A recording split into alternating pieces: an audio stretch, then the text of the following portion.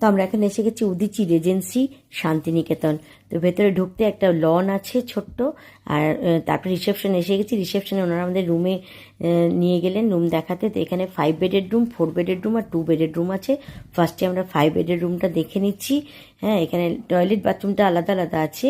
হ্যাঁ, আর এখানে একটা লাগোয়া একটা টেরেস আছে, ওপেন টেরেস।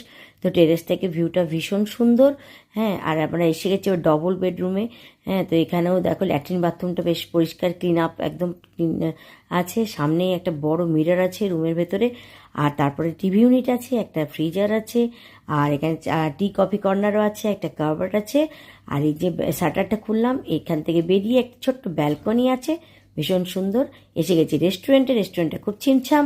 হ্যাঁ, তো ভালোই লাগলো। তারপরে এলাম টেরেসে পুল এরিয়াতে। হ্যাঁ, তো এটা ওপেন টেরেস পুল এরিয়া, দেখো বেশ সুন্দর ছিমছাম। এবার বেরিয়ে গেলাম, সামনে আরেকটা